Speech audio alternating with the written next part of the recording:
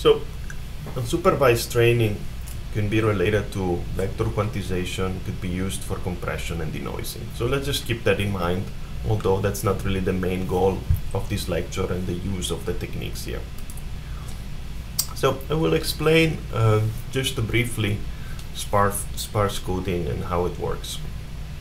So sparse coding, it one kind of unsupervised learning technique. And it was originally first really worked out not that long ago in '96 by Olshausen and Field. It was originally developed to explain early visual processing in the brain and edge detection. Really, the idea was that you have a set of random patches of input images, just like we showed in here, set of random patches.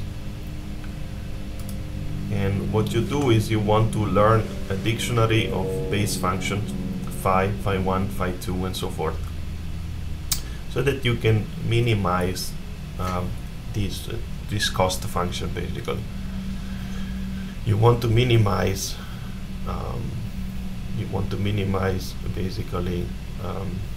Find the minimum of this function and the coefficient that you use to combine them together, so that this is the reconstruction error and the input are as small as possible. Also, you want the coefficients themselves that combine into this base function to be as small as possible, so that you don't so that you use as few as possible base function to do this. That's basically the main idea of sparse coding. Let's take a look at it in more details.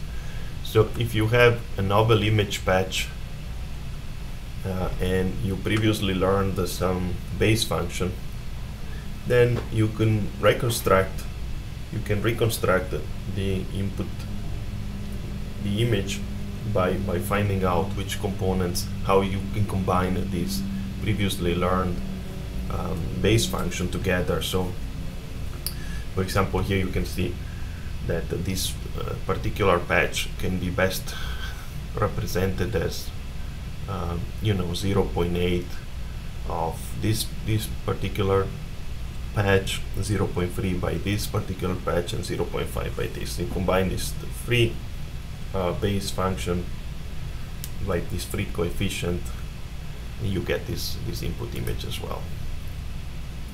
You can see it in basically the same way.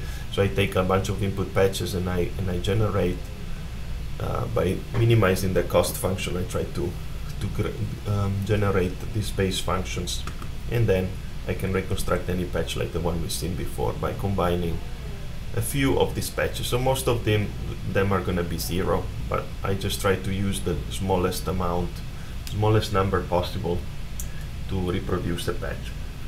And this is really what sparse coding is about. It's a compact and easily interpretable representation of the input image that can compress and denoise.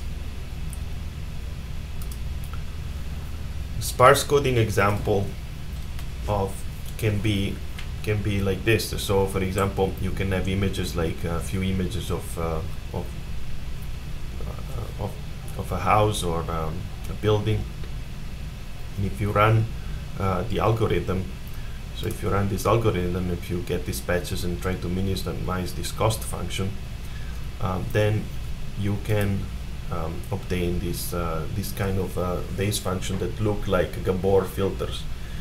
Since these are image of buildings, most of these things are going to be like vertical or horizontal features, as you can see here. So the main idea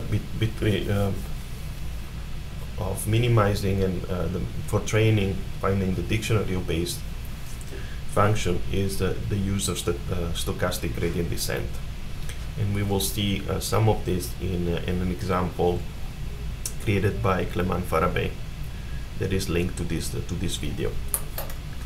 And the idea is you use basically stochastic gradient descent and those techniques, numerical technique, to find the smallest base function. They're still quite a numerical intense technique, but at least they don't need a data that was labeled. So, just to summarize, supervised technique need a lot of label technique, and they also use some math-heavy technique to propagate the error from the last layer to the input layer. Unsupervised technique instead don't need this labeled data, they just try to minimize the error. And also they use more of a concept of a local error propagation, because you just try to minimize the error between one layer and the next. So not global error propagation. So again, just to iterate what I said, this is how you find the base function of just one layer.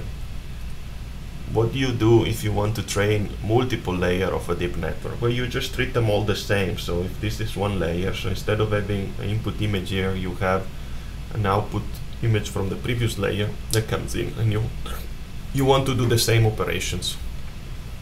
So for each layer, you just repeat exactly the same operation. So one, you sample the output of the previous layer. So you might sample this output here. You take patches of different outputs here.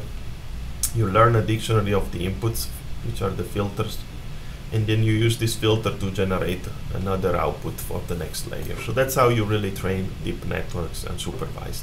And that's probably one of the best ways to train it, because it doesn't require labeled samples.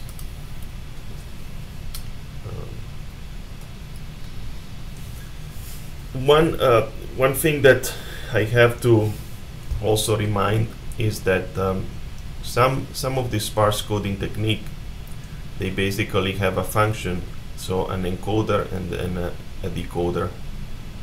The encoder takes the input image and represents it with this base function, and the decoder takes the base function and maps them back to a simple version of the input. So you can see many kinds of, like sparse RBM, sparse autoencoder, sparse coding, vector quantization. They're all some kind of a form of really sparse coding.